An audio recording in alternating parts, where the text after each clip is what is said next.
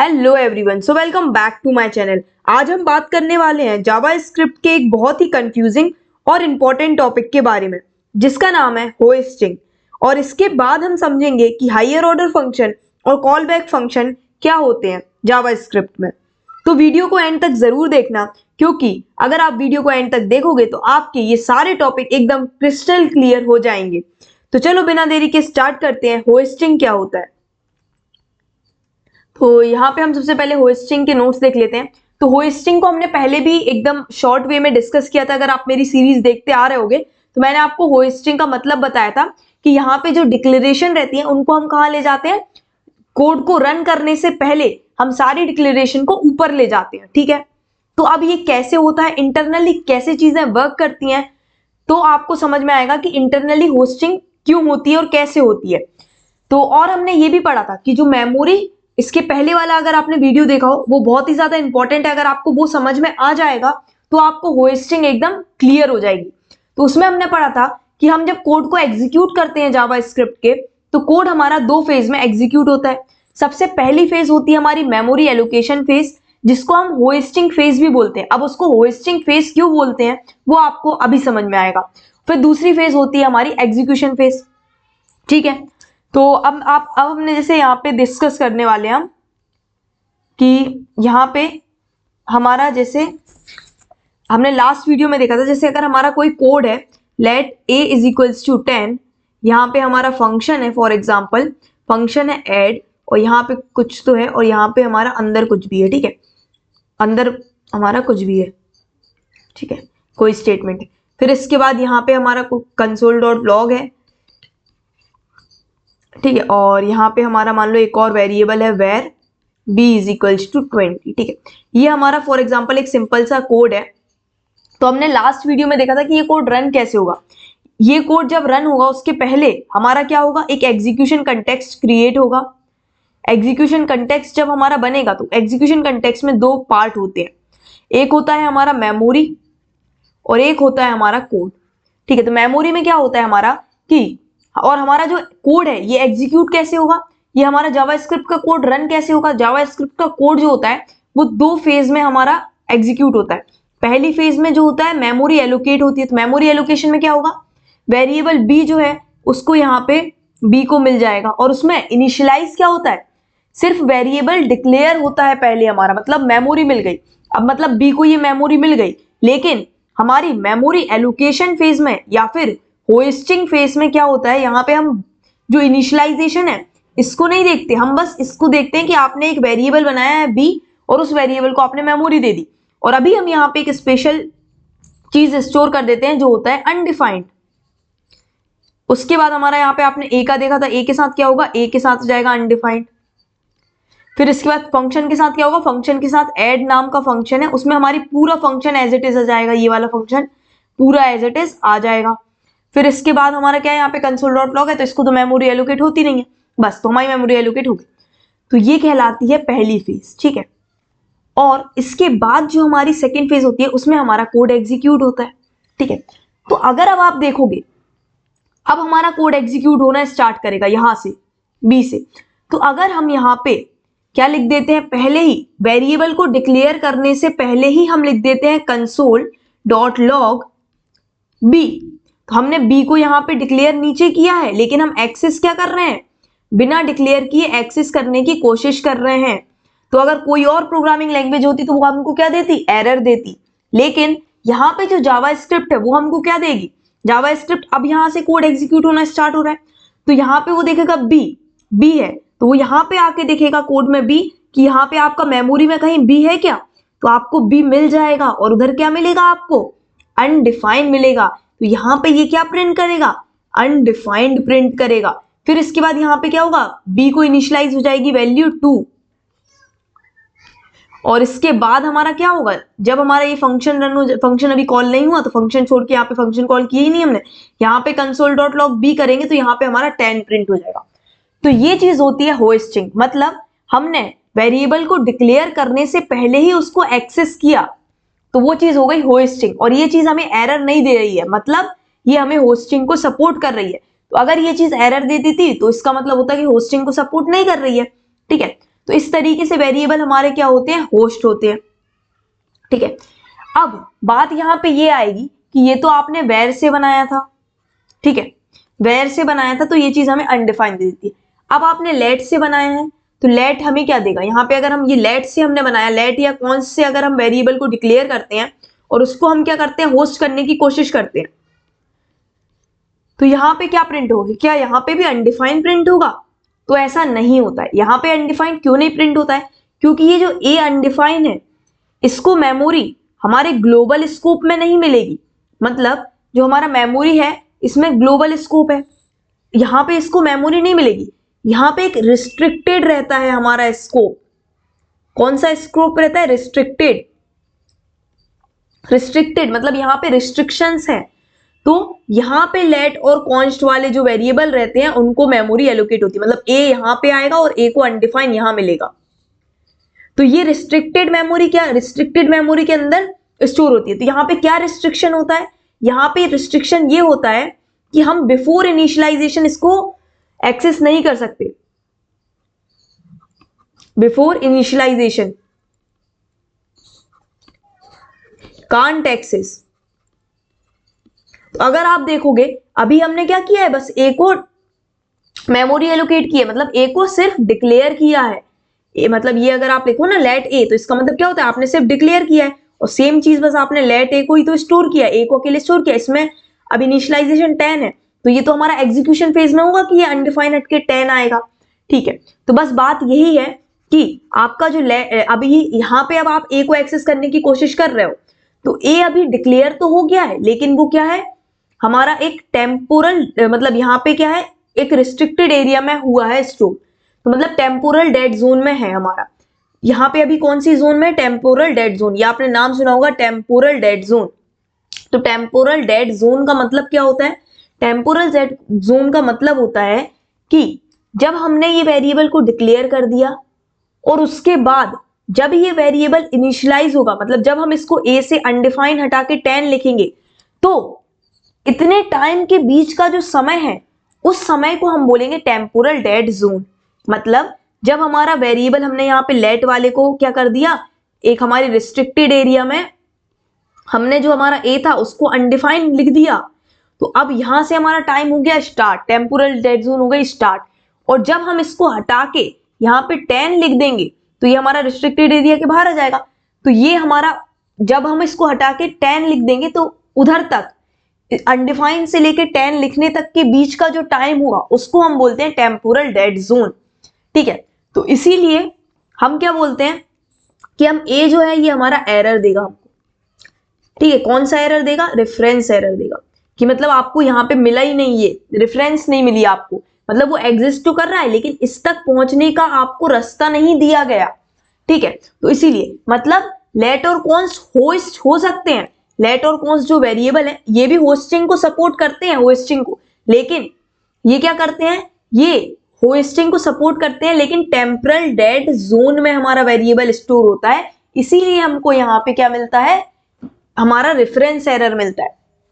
तो अब आपको ये नहीं बोलना है कि लेट और कॉन्स्ट हमारे होस्ट नहीं हो सकते, लेट और कॉन्स्ट भी हमारे होस्टिंग को सपोर्ट करते हैं और वेर भी हमारा होस्टिंग को सपोर्ट करता है, लेकिन वेर जो रहता है वो हमारा होस्टिंग को सपोर्ट करता है और उसमें हम उसको क्या कर सकते हैं, एक्सेस करते हैं तो हमें अनडिफाइंड मिलता है। ठीक है, और अगर हम लेट और कॉन्स्ट की हेल्प से डिक्लेयर करते हैं वेरिएबल को और उसको होस्ट करने की कोशिश करते हैं तो वहां पे वो हमें देता है रेफरेंस एरर। क्यों रेफरेंस एरर इसलिए देता है क्योंकि लेट और कॉन्स्ट जो रहते हैं वो होस्ट होते हैं हमारे कहां पे, टेम्पोरल डेड जोन में, इस वजह से रिस्ट्रिक्टेड एरिया में।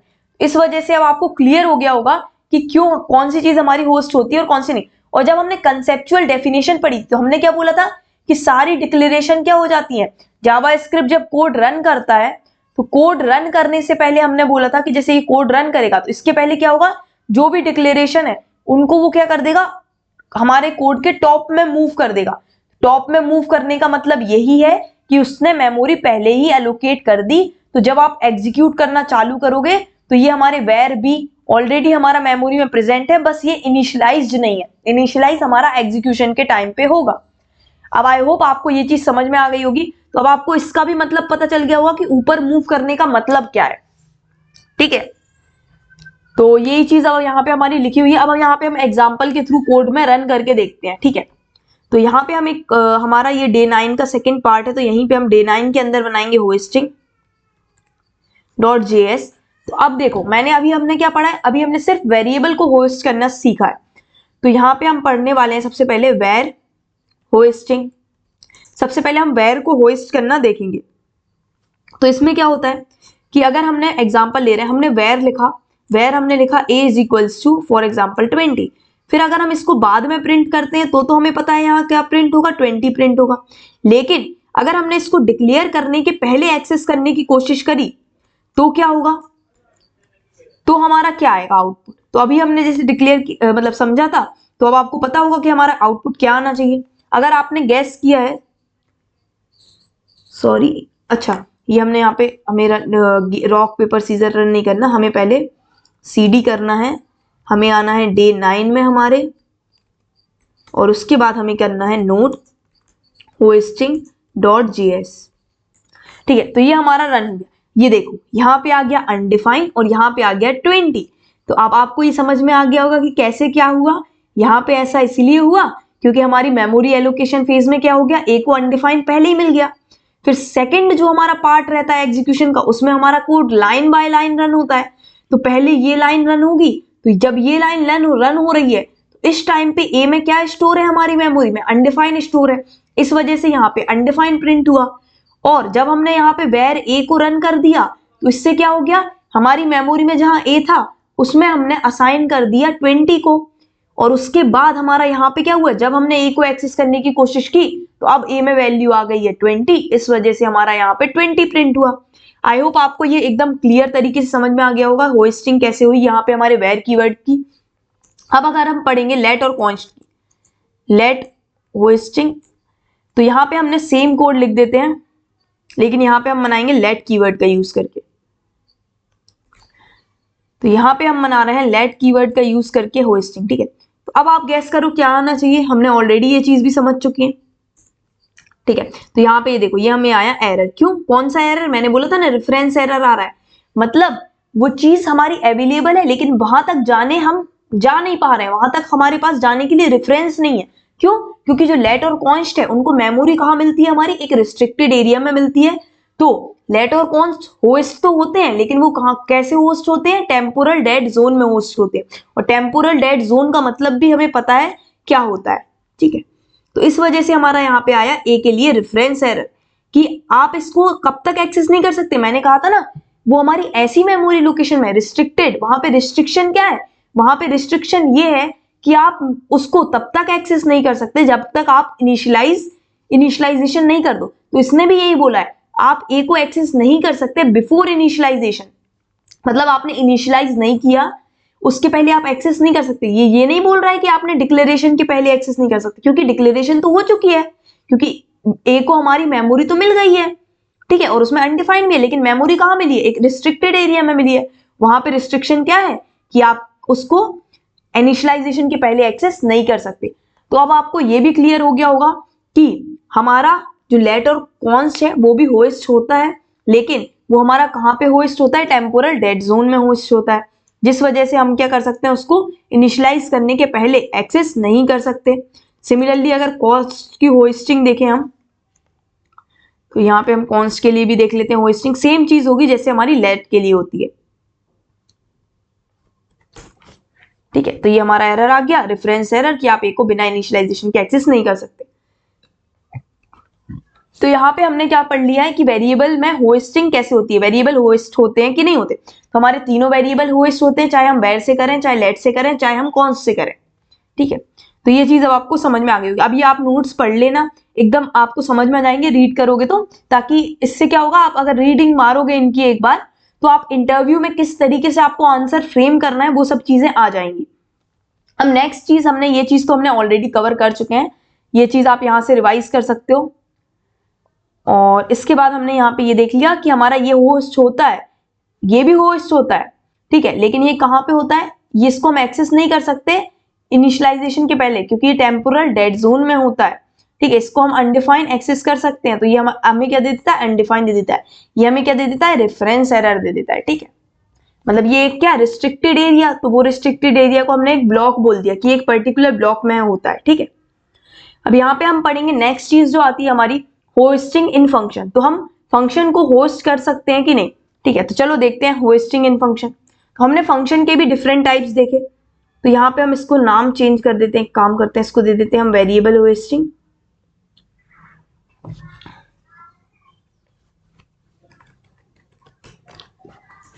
और इसके बाद हम न्यू फाइल बना लेते हैं हमारे फंक्शन होस्टिंग के लिए।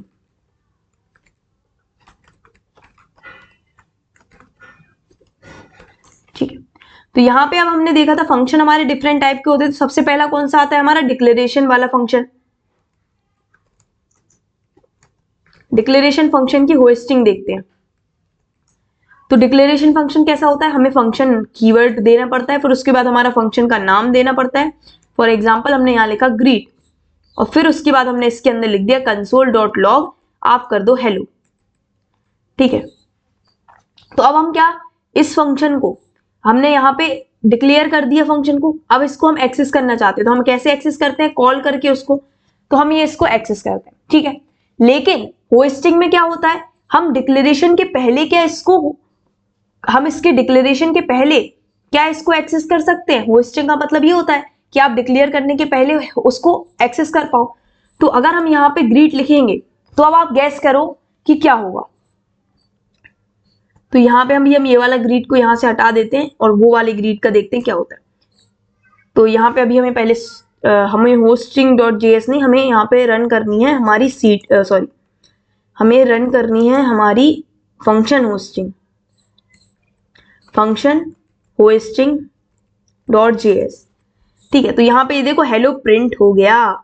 तो इसका मतलब क्या होता है कि जो हमारा डिक्लेरेशन फंक्शन रहता है वो पूरे का पूरा होस्ट हो जाता है। इसका मतलब कि जैसे हमने यहाँ पे पढ़ा था, अगर आपको याद हो तो हमने देखा था कि यहाँ पे ये देखो कि जब हमारा मेमोरी एलोकेशन फेज होती है, तो मेमोरी एलोकेशन फेज में जो हमारा फंक्शन रहता है, फंक्शन डिक्लेरेशन रहता है, वो पूरा एज इट इज हमारा यहाँ पे स्टोर हो जाता है। तो इसका मतलब जब आपकी फंक्शन डिक्लेरेशन हुई, मतलब जब हमारी मेमोरी एलोकेशन हुई, तो जब हम मेमोरी एलोकेशन में एक बार पूरे प्रोग्राम को क्या कर देते हैं, स्कैन कर देते हैं, और जो भी वेरिएबल होते हैं, फंक्शन होते हैं, उनको मेमोरी दे देते हैं।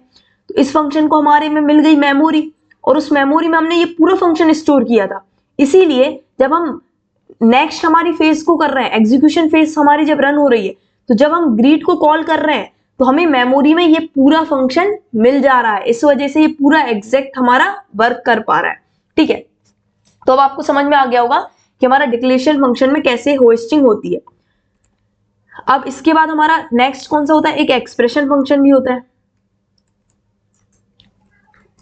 उसमें होस्टिंग देख लेते हैं होती है कि नहीं। तो एक्सप्रेशन फंक्शन में क्या होता है कि हम इस जो हमारा फंक्शन रहता है उसको हम वेरिएबल में क्या कर देते हैं, स्टोर कर देते हैं। तो हमने इसको क्या कर दिया, ग्रीट फंक्शन को यहाँ पे हमने ग्रीट वेरिएबल में स्टोर कर दिया, ग्रीट इज इक्वल टू ये, ठीक है।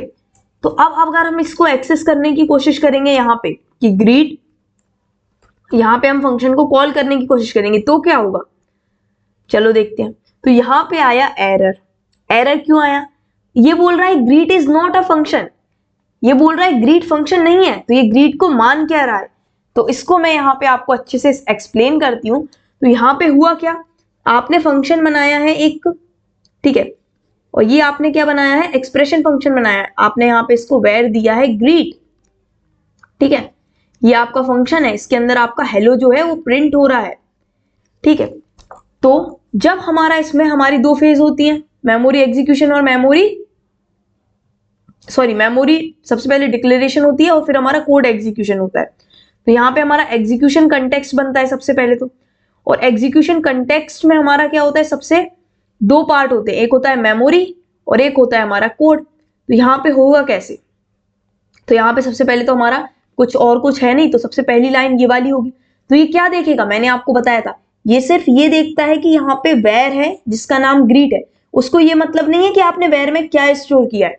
तो ये क्या बोलेगा, एक वेरिएबल है ग्रीट नाम का, और वेरिएबल को हम क्या देते हैं, अनडिफाइंड देते हैं, तो इसको वो दे देगा अनडिफाइंड, ठीक है। और इसके बाद आपका कोड खत्म हो गया, ठीक है।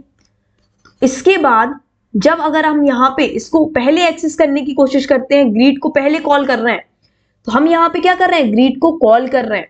अब ये देखिएगा ग्रीट नाम का कुछ है आपके इसमें मेमोरी में, तो ये देखिएगा कि हाँ ग्रीट नाम का तो है, लेकिन ग्रीट क्या है हमारा, ये एक वेरिएबल है जो अनडिफाइंड को स्टोर कर रहा है, ये कोई फंक्शन नहीं है, ये एक वेरिएबल है। तो आप यहाँ पे क्या करने की कोशिश करो, ग्रीट क्या है, वेरिएबल है जिसमें वैल्यू क्या है, अनडिफाइंड है, तो आप अनडिफाइंड को कॉल करने की कोशिश कर रहे हो, तो इसीलिए यह एरर आ रहा है कि आप अभी आप ये ग्रीट को कॉल नहीं, मतलब ग्रीट का एरर क्यों आ रहा है, क्योंकि ये बोल रहा है ग्रीट कोई फंक्शन नहीं है, ये तो एक वेरिएबल है, समझ गए। और इसने इसको वेरिएबल क्यों माना, क्योंकि ये देखता ही नहीं है कि आपने इसमें क्या स्टोर किया, स्ट्रिंग स्टोर किया है, इंटीजर किया है, फ्लोट किया है, फंक्शन किया है, कुछ भी स्टोर करो, ये तो सिर्फ वेरिएबल को मेमोरी देता है, ठीक है। और जब हमारा ये, इसीलिए यहाँ पे हमारा एरर आया कि आपका ग्रीट फंक्शन नहीं है। फिर आप जैसे ही ये वाली लाइन को एग्जीक्यूट करोगे तो यहाँ पे क्या होगा, हमारे ग्रीट में वैल्यू असाइन होगी, और वो वैल्यू क्या होगी हमारी, ये फंक्शन असाइन हो जाएगा हमारे ग्रीट में। तो अब आपको समझ में आ गया होगा यहाँ पे ये एरर क्यों आया कि ग्रीट फंक्शन नहीं है, तो वो अभी उस टाइम पे ग्रीट को क्या मान रहा है, वेरिएबल मान रहा है, इसीलिए उसने बोला कि वो नहीं है। तो इसका मतलब होस्ट तो हो गया, होस्ट मतलब इसको मेमोरी तो मिल चुकी है, तो इसका मतलब है ये होस्ट तो हो जाता है, लेकिन हम इसको एक्सेस नहीं कर पा रहे हैं, है ना। तो ये चीज हो गई हमारी फंक्शन एक्सप्रेशन की, मतलब मेमोरी मिल गई है उसको, लेकिन उसको आप क्या नहीं कर पा रहे हो, उसको आप एक्सेस नहीं कर पा रहे हो। तो यहाँ पे ये क्या एरर दे रहा है हमको, ग्रीट, कि greet is not a function, ठीक है। तो ये चीज हो गई हमारे वेर के साथ, और सेम चीज हमारी एक्सप्रेशन फंक्शन के साथ जो हुई है, वही एज इट इज हमारा किसके साथ होता है, एरो फंक्शन के साथ होता है। अगर आपको ये समझ में आ गया तो आपको एरो फंक्शन का भी समझ में आ जाएगा।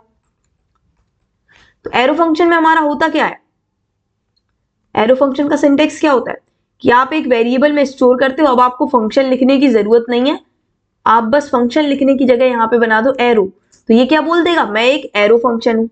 तो क्या एरो फंक्शन होस्ट हो सकता है, तो यहाँ पे भी हमको वही एरर मिला कि ग्रीट क्या है, फंक्शन नहीं है, वेरिएबल है। और इसका मतलब अब आपको समझ में आ गया होगा कि ऐसा क्यों बोल रहा है, ठीक है। तो ये सारी चीजें भी हमने क्या हो गई है, पढ़ लिया है, ठीक है। तो अभी हम यहाँ पे नोट्स पे देख लेते, कुछ चीज हमने छोड़ी तो नहीं। ये देखो फंक्शन डिक्लेरेशन का हमने देखा, यहाँ पे हमने देखा फंक्शन डिक्लेरेशन जो है वो हेलो प्रिंट कर देगा, होस्ट हो सकता है। फिर उसके बाद हमने यहाँ पे फंक्शन के बारे में देखा कि हम एरो फंक्शन और एक्सप्रेशन फंक्शन को कर सकते हैं कि नहीं कर सकते, तो उसके बारे में भी हमने देख लिया, ठीक है। फिर इसके बाद हमारा ये हमारा रिकैप है, आप इसको देख लेना। फिर इसके बाद यहाँ पे हम कुछ इंपॉर्टेंट क्वेश्चंस हैं, तो इनको हम डिस्कस करने वाले हैं, ठीक है। तो अब आप ये बताओ कि इसका आउटपुट क्या होगा। अगर आपको सब कुछ अभी हमने समझ लिया है, आपने अच्छे से समझा है, तो यहाँ पे कुछ हमारे हम क्वेश्चंस देखते हैं और आप इसका आउटपुट बताना, ठीक है। तो ये हमारा एमसीक्यू जो होता है, ऑनलाइन असेसमेंट होता है हमारा कोई भी कंपनी का, तो उसमें ये पूछा जाता है। तो आप गैस करो कि इसका आउटपुट क्या होगा। एक सेकेंड, इसको थोड़ा फॉर्मेट कर दिया हमने। तो इसका आउटपुट क्या होगा, यहाँ पे ए में क्या प्रिंट होगा, चलो देखते हैं। 1 प्रिंट होगा या 2 प्रिंट होगा, अनडिफाइंड प्रिंट होगा। अनडिफाइंड क्यों प्रिंट होगा, अनडिफाइंड क्यों प्रिंट हुआ, यहाँ पे पहले अनडिफाइंड प्रिंट हुआ है, फिर इसके बाद हमारा क्या प्रिंट हुआ है, 2 प्रिंट हुआ है, ठीक है। तो ये इसका रीजन आप पहले खुद से जानने की कोशिश करना, और नहीं समझ में आया मतलब एग्जीक्यूशन स्टैक बनाना और अच्छे से समझने की कोशिश करना कि क्या हुआ, ठीक है। और उसके बाद अगर आपको ये समझ में नहीं आए तो आप कमेंट कर सकते हो, मैं इसके लिए एक शॉर्ट वीडियो बना दूंगी, ठीक है, क्योंकि ये इंपॉर्टेंट है। और अगर नहीं आ रहा है तो आप एक बार इसको यहाँ पे नोट्स पे रेफर भी कर सकते हो, और फिर आपको समझ में आ जाएगा। डेफिनेटली मैं बोल रही हूँ, अगर आपने अच्छे से चीजें समझी है, एग्जीक्यूशन कंटेक्स्ट वगैरह को समझा है, तो आप आराम से कर ले जाओगे, ठीक है। फिर इसी तरीके से ये सारे क्वेश्चन है, तो ये आपको करने हैं, इंपॉर्टेंट क्वेश्चन है ये सारे। और इसके बाद यहाँ पे ये देखो, ये हमने बोल दिया कि हम क्या करते हैं, यहाँ पे हमारा क्या होता है, यहाँ पे वेरिएबल में हमारा इसमें होस्टिंग हो जाती है और इसमें डिक्लेरेशन अकेली होती है, ठीक है। इसमें भी होस्टिंग हो जाती है, लेकिन हम कहाँ पे एंटर कर जाते हैं, हम टेम्पोरल डेड जोन में एंटर हो जाते हैं। इस वजह से ये हमें क्या दे देता है, रेफरेंस एरर। सेम चीज हमारे कॉन्स्ट के लिए होती है। फंक्शन डिक्लेरेशन के लिए क्या होता है, हमारा पूरा फंक्शन होस्ट हो जाता है।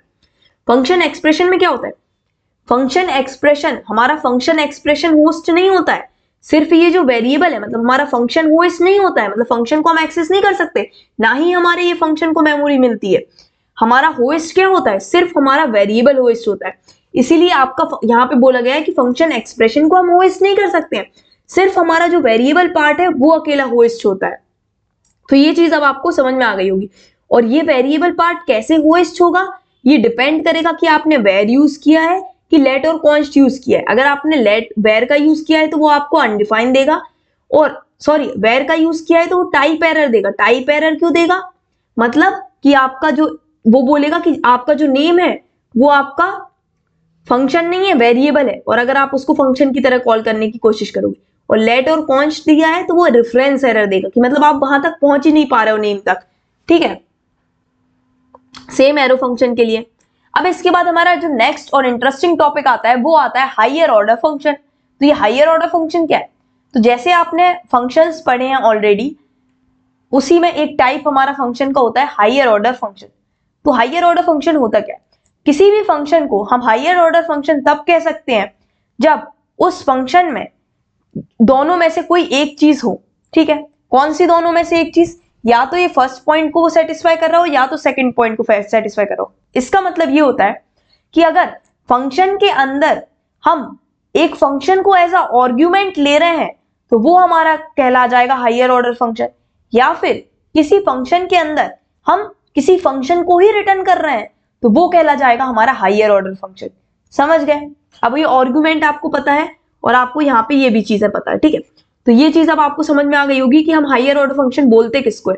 तो higher the function is said to be higher order function if it takes another function as an argument or it returns another function as a result। तो वो हमारा क्या कहलाएगा, हायर ऑर्डर फंक्शन। अब दोनों टाइप हम देख लेते हैं कैसे होते हैं, ठीक है। तो यहाँ पे हम क्या करते हैं, हमारे क्वेश्चन यहाँ पे कोड हम बनाते हैं और इस पे देखते हैं। यहाँ पे हमारा सबसे पहले हम फाइल बना लेते हैं डे 9 में, हायर ऑर्डर फंक्शन .js, ठीक है। तो यहाँ पे हमने हायर ऑर्डर फंक्शन बना लिया। तो अब इसके सबसे पहला पार्ट हम क्या पढ़ रहे हैं कि अगर हम फंक्शन को पास करें, ये पॉइंट हम यहीं से कॉपी कर लेते हैं। हम पढ़ रहे हैं function taking as a argument, ठीक है। हम एक फंक्शन में दूसरे फंक्शन को एज अ आर्ग्यूमेंट ले रहे हैं, ठीक है। तो मान लो ये हमारा फंक्शन, हम कैसे बनाते हैं, फंक्शन लिखते हैं, उसका नाम लिखते हैं। हमने बोला ग्रीट कर रहे हो तुम यूजर को, ठीक है। मान लो ग्रीट कर रहे हो तुम यूजर को। अब इसके बाद हमने इसमें क्या, ये क्या होता है हमारा पैरामीटर, हमने नेम दिया एक पैरामीटर और एक हमने दिया कॉल बैक, ठीक है। कॉल बैक, हम इस कॉल बैक वेरिएबल में क्या करेंगे, एक फंक्शन को पास कर देंगे, मतलब ये हमारा क्या है, फंक्शन है, ठीक है। देखो कैसे अभी बताएंगे हम। तो यहाँ पे हमने इसको मान लो इसकी ग्रीट के अंदर हमने लिखा console.log और यहाँ पे हमने लिख दिया हेलो और यहाँ पे हमने लिख दिया नेम, ठीक है। तो इस तरीके से हमने इसको लिख दिया और फिर हमने इस फंक्शन को कॉल कर लिया, कॉल बैक फंक्शन को, ठीक है, कॉल बैक। अब यहां पे बात क्या है, कॉल बैक में हम क्या करेंगे, एक फंक्शन को पास कराएंगे। देखो कैसे, तो यहां पे हम एक फंक्शन बना लेते हैं। मान लो फंक्शन हमने बनाया हाउ आर यू, ठीक है। ये हमने एक फंक्शन बनाया हाउ आर यू, जो पूछ रहा है कि आप कैसे हो, हाउ आर यू, और ये आपको प्रिंट करवा रहा है console.log हाउ आर यू, आप कैसे हो, ठीक है। अब हम क्या करेंगे, इस फंक्शन को एज अ पैरामीटर इसमें पास कर देंगे, इसमें एज अ आर्ग्यूमेंट इसमें पास कर देंगे। कैसे, तो जब हम ये ग्रीट यूजर को कॉल करेंगे, ग्रीट यूजर को जब हम कॉल कर रहे हैं तो इसमें हम क्या पास करा रहे हैं, सबसे पहले तो हमने बोल दिया नेम, आप यश को ग्रीट कर दो। फिर इसमें हमने क्या कर दिया, सेकंड आर्ग्यूमेंट में हमने ये फंक्शन को पास कर दिया कि सेकंड जो आर्ग्यूमेंट है वो हमारा क्या हो गया, हाउ आर यू, फंक्शन पास हो गया। तो इसको हम बोलेंगे हाई, ये जो ग्रीट यूजर है इसको हम बोलेंगे हाइयर ऑर्डर फंक्शन है। ये हमारा क्या है, हाइयर ऑर्डर फंक्शन है। क्यों? क्योंकि इसमें फंक्शन के अंदर हम एक फंक्शन को एज अ आर्ग्यूमेंट पास करा रहे हैं, ठीक है। तो ये कॉल बैक अब क्या करेगा, कॉल बैक हमारा हाउ आर यू फंक्शन को पॉइंट कर रहा है, ठीक है। तो अब इसमें क्या होगा, यहां पे हम इसको पहले रन करवाएंगे, नोड हमारा higher order function dot JS, और यहां पे हमारा क्या आ गया, एरर क्यों आया, एक सेकेंड, अब इसको रन करते हैं। थ्रो एरर क्यों आ गया इसमें, यहाँ पे है कंसोल डॉट लॉग, हमने यूजर किया, कॉल बैक किया हमने, कंसोल डॉट लॉग किया हमने, कॉल बैक को कॉल कर दिया, फिर उसके बाद हमने यहाँ पे फंक्शन भी बना लिया, ठीक है। हाउ आर यू हमने इससे पूछ भी लिया और यूजर को हमने कॉल करवा दिया, यूजर यश है और यहाँ पे अपना हाउ आर यू फंक्शन को पास करा दिया। तो इसका आउटपुट आना चाहिए था क्या, हेलो यश और हाउ आर यू, पर यहाँ पे एरर क्यों देने लगा, मॉड्यूल नॉट फाउंड, अरे हमने स्पेलिंग में कुछ मिस्टेक कर दी क्या। यहाँ पे हम लिखेंगे नोड 9 के ही अंदर है हमारा higher underscore order function dot JS. हाँ, हमने यहाँ पे कुछ लिखने में गड़बड़ कर दी थी, हाइयर में हमने एच नहीं लगाया था, इस वजह से ये एरर आ रहा था, ठीक है। तो ये हमारा, ये देखो ये आ गया hello Yash how are you, इसका मतलब इसने क्या किया, सबसे पहले हमने क्या किया, ये हमारा रन हुआ। मैं आपको पता है मेमोरी एलोकेशन वगैरह फेज क्या होती है, आप इसका कॉल स्टैक बना के भी देख सकते हो, एग्जीक्यूशन कंटेक्स्ट बना के। यहाँ पे क्या हुआ, आपने यश को और हाउ आर यू फंक्शन को आपने पास कर दिया इसमें एज अ आर्ग्यूमेंट, तो यहाँ पे नेम में यश की वैल्यू चली गई और कॉल बैक में हमारा ये फंक्शन चला गया। तो जब आपने यहाँ पे नेम को एक्सेस किया तो नेम की जगह क्या प्रिंट हो गया, यश प्रिंट हो गया, और जब आपने कॉल बैक को कॉल किया तो कॉल बैक में हमारा क्या था, हाउ आर यू फंक्शन था, how are you function call हो गया। तो ये हमारा फर्स्ट चीज हो गई कि इस तरीके से हम हाइयर ऑर्डर फंक्शन बना सकते हैं। और सेकेंड चीज क्या होती है, सेकेंड चीज होती है कि हम रिटर्न करें एक फंक्शन के अंदर से किसी दूसरे फंक्शन को। तो अब ये हम सेम कोड ले लेते हैं यहाँ पे, ठीक है, और यहाँ पे हम इसको क्या करते हैं, पेस्ट करते हैं। तो अब हम यहाँ पे कैसे करेंगे, यहाँ पे हम एक काम करते हैं, कुछ अलग एग्जाम, हाँ चलो इसी को ले लेते हैं, ठीक है। तो यहाँ पे हम इसको पहले ऐसा करते हैं। अब हम क्या चाह रहे हैं कि हमारा एक फंक्शन के अंदर से हम दूसरा फंक्शन को क्या कर दें, रिटर्न करें। तो यहाँ पे हम रिटर्न करना चाह रहे हैं एक फंक्शन के अंदर से दूसरे फंक्शन को, तो मतलब हम इस फंक्शन को यहां से रिटर्न करवा देंगे। मतलब एक फंक्शन के अंदर हमने ये दूसरा फंक्शन को क्या, ये हमारा दूसरा फंक्शन है, इसको हम क्या करवा रहे हैं, रिटर्न करवा रहे हैं, ठीक है। तो जैसे ये हमारा रिटर्न होगा, तो जब हम इसको कॉल करेंगे ग्रीट यूजर को, तो ये क्या करेगा, ग्रीट यूजर जब कॉल होगा तो ये यहाँ पे यश जाएगा, यहाँ पे यश प्रिंट होगा, और ये हमें ग्रीट यूजर यहाँ पे हमें एक वैल्यू भी रिटर्न करके देगा। तो उस वैल्यू को हम कहाँ स्टोर करेंगे, फॉर एग्जाम्पल कॉन्स्ट में हम स्टोर कर रहे हैं हाउ आर यू वाली वैल्यू को, ठीक है। तो इसमें हमारे ग्रीट यूजर जो भी वैल्यू रिटर्न कर रहा है, ये हाउ आर यू जो प्रिंट करवा रहा है, वो चीज हमारी यहाँ पे रिटर्न हो जाएगी, ठीक है।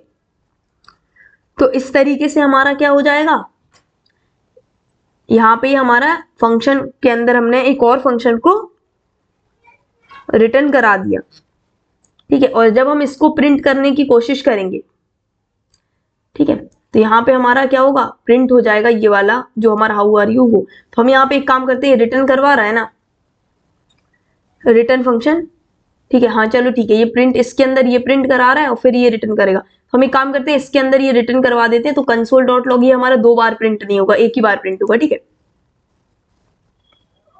तो मतलब हमने इसमें कैसा कर दिया, यहाँ पे अगर हम देखें तो हमारा ये फंक्शन है, फंक्शन एक फंक्शन है, उसके अंदर ये जो फंक्शन है ये क्या रिटर्न कर रहा है, ये एक और फंक्शन को रिटर्न कर रहा है, और वो फंक्शन हमारा हाउ आर यू को रिटर्न कर रहा है, ठीक है।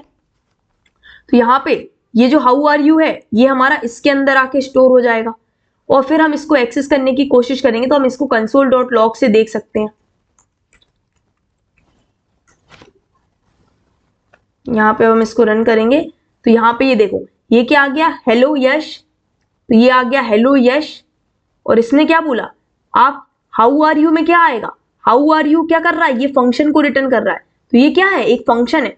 तो इसने हाउ आर यू में क्या स्टोर कर लिया, हाउ आर यू में इसने एक फंक्शन को स्टोर कर लिया। अगर आप इसको एक्सेस करना चाहते हो तो आप इसको इस तरीके से लिखोगे तो आपको ये मिल जाएगा हाउ आर यू, मतलब आपने इसमें ये क्या स्टोर करेगा, ये हमारा हाउ आर यू है, एक फंक्शन को स्टोर कर रहा है और आपने उस फंक्शन को कॉल कर दिया। तो इस तरीके से अब आपको समझ में आ गया होगा कि जब हम एक फंक्शन के अंदर दूसरे फंक्शन को लिखते हैं तो कैसे हमारा चीजें वर्क करती हैं। और अगर आपको यहाँ पे ये जो रिटर्न वगैरह वाली चीजों में कंफ्यूजन हो रहा है तो आप अगर आपने प्रीवियस लेक्चर नहीं देखे होंगे तभी आपको कंफ्यूजन हो रहा होगा, तो जो हमारा फंक्शन वाला लेक्चर है उसको आप अच्छे से देख लोगे तो ये सारी चीजें आपकी क्लियर हो जाएंगी। ठीक है, तो यहाँ पे आपको हायर ऑर्डर फंक्शन भी एकदम बढ़िया तरीके से समझ में आ गया होगा। ठीक है, तो इसके बाद हम यहाँ पे देखते हैं हमारा नेक्स्ट टॉपिक क्या है। तो ये चीजें हमने ये वाली चीज भी पढ़ ली है और यहाँ पे हमने ये वाली चीज भी, ये वाला दूसरा एग्जांपल यहाँ पे हमने दिया है कि यहाँ पे हम नम फंक्शन को ले रहे हैं। ठीक है, कोई दिक्कत नहीं है, वो वाला भी एग्जांपल आप इसको भी समझ सकते हो। फिर इसके बाद हम पढ़ना चाह रहे हैं हमारी तीसरी तरीके के फंक्शन जो है हमारा कॉल बैक फंक्शन। ठीक है, तो अब हम देखेंगे कॉल बैक फंक्शन होता क्या है। कॉल बैक फंक्शन कुछ नहीं होता, हम ऑलरेडी पढ़ चुके हैं कॉल बैक फंक्शन को। कॉल बैक फंक्शन मतलब जिसको हम वापस से कॉल कर रहे हो। तो कॉल बैक फंक्शन क्या होता है, कॉल बैक फंक्शन बेसिकली एक ऐसा फंक्शन होता है जो किसी दूसरे फंक्शन में आर्गुमेंट के रूप में पास हुआ हो, ठीक है, होता हो, और उसके बाद में हम उसको कॉल करते हो। ठीक है, मतलब वही है जो हमारा पहला हमने ये पार्ट पढ़ा था ना, फर्स्ट पार्ट जो हायर ऑर्डर फंक्शन का, जिसमें हम एक फंक्शन में पास कर रहे थे एज अ आर्गुमेंट। तो जो हम फंक्शन को पास करते हैं उस फंक्शन को हम बोलते हैं कॉल बैक फंक्शन। मतलब हाउ आर यू यहाँ पे क्या हो गया, यहाँ पे हाउ आर यू को हमने बना दिया कॉल बैक फंक्शन। तो यही चीज होती है हमारी कॉल बैक फंक्शन। तो एग्जाम्पल तो इसका सेम ही रहेगा कॉल बैक फंक्शन का।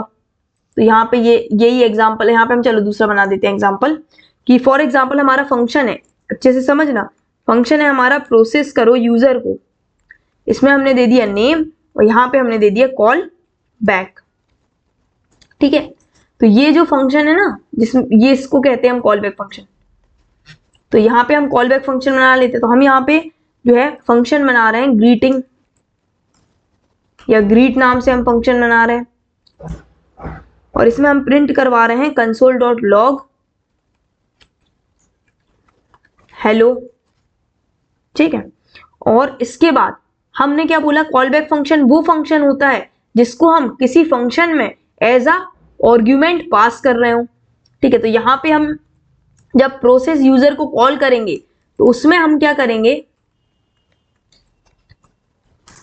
इस फंक्शन को एज अ आर्गुमेंट पास करेंगे। तो ये जो ग्रीट फंक्शन हो गया वो हमारा क्या हो गया, एक कॉल बैक फंक्शन हो गया। तो अब आपको समझ में आ गया होगा कॉल बैक फंक्शन क्या होता है। और यहाँ पे हम क्या करते हैं, उसको बाद में उस फंक्शन के अंदर क्या करते हैं, कॉल करते हैं। तो यहाँ पे यूजर क्या हो गया, हमारा यूजर हो गया और उसका नेम हमने यहाँ प्रिंट करा दिया और इसी के अंदर हम क्या करते हैं, कॉल बैक फंक्शन को कॉल करते हैं। तो हम क्या, कॉल बैक फंक्शन का मतलब होता है ऐसा फंक्शन जिसको हम एज अ आर्गुमेंट पास करा रहे हो किसी दूसरे फंक्शन में और फिर हम उसको कॉल कर रहे हो, तो वो हमारा कहलाता है कॉल बैक फंक्शन। तो अब आपको ये चीज समझ में आ गई होगी। जब हम इसको कॉल करेंगे तो क्या होगा, हमारा हेलो यूजर हमारा क्या हो गया, यश हो गया, और हेलो हमारा प्रिंट हो गया। तो इस तरीके से आपको ये सारे टॉपिक समझ में आ गए होंगे। आई होप आपको मजा आया होगा पढ़ने में। तो इसी के साथ हम इस वीडियो को यहीं पे कंप्लीट करते हैं, फिर मिलते हैं एक और न्यू और एक्साइटिंग वीडियो के साथ। तब तक के लिए बाय बाय।